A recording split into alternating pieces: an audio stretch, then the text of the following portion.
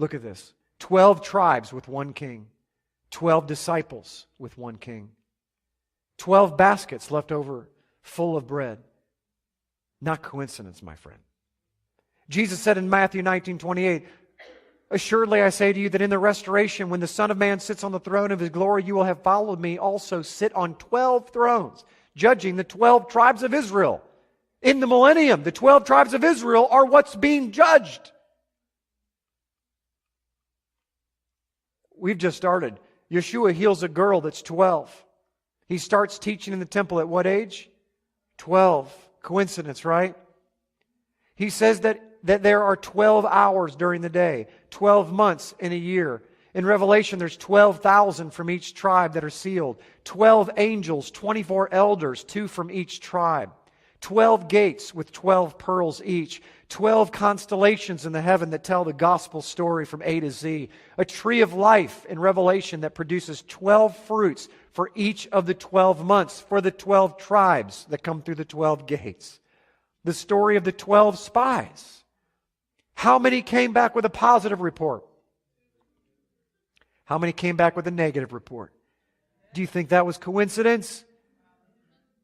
10 tribes had a negative report and were divorced. They could not cross the Jordan River. Hello! Only the 2 tribes in the south were considered near. 10 commandments written on 2 tablets of stone.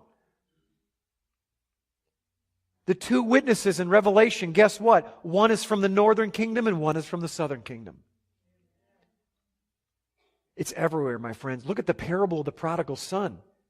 The prodigal son, 2 sons under one roof with one father, and one son goes astray into the land, into the Gentiles, to a degree, I even think it's funny, that he's eating and sleeping with the pigs.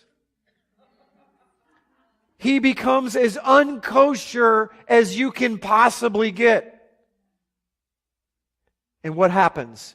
In the depth of his despair and his unkosherness and his uncleanness, he realizes who he really is. I will go back to my father, and I am the son of my father.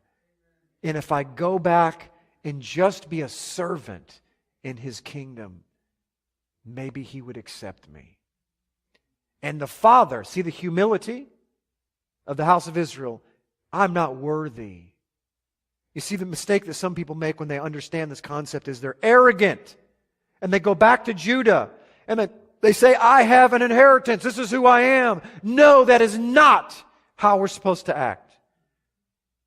We're supposed to come back as the humble servant and say, maybe God would just take us as servants in His kingdom. And Yahweh says, no. I'm going to kill the fatted calf. I'm going to kill the lamb. You never killed a lamb for me. So the lamb gets killed for who? The house of Israel. Do you think it's coincidence that there was only 10 lepers that were healed on the road? There's 10 that get healed. Why was there 10? Because the northern house of Israel were lepers. And if you know about Torah, if you know what the law of the lepers are, they're put out of Israel. Yeshua's going for the 10 lepers, prophetically saying, I'm coming except for the lost sheep of the house of Israel to bring them home. It's everywhere. The 2 sticks of Ezekiel 37, the 1 new man of Ephesians 2, and the best example is this.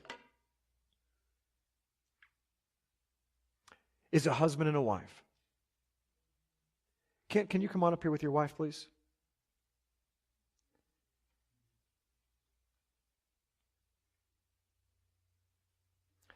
I want to show you the most incredible prophecy of the Bible, the very first one, I believe. The prophetic picture that God gives us is in the garden. You have Adam and Eve. Could you stand behind your husband, please? This is how Adam was created in the garden. It was Adam and Eve together. Matter of fact, a better way to say this, because I do a lot of marriage counseling. She's got your back. because Eve is looking the other direction. This is how Adam was created. Adam is Israel. He's the child of God. He is the first seed of God. It's all 12 tribes are inside of Adam. The two kingdoms are one. And then what happens is a wife or a woman separated when Adam and Eve sinned. They were pulled apart, if you will. Eve was taken from the side of Adam, prophetically saying that at some point in the future, the two kingdoms are going to be separate. But if they will join hands under their Maker, the two shall become one flesh. A husband and a wife underneath the God of Abraham, Isaac, and Jacob is actually a beautiful prophetic picture of Israel and all the prophecies about her. This is why they fight so much too.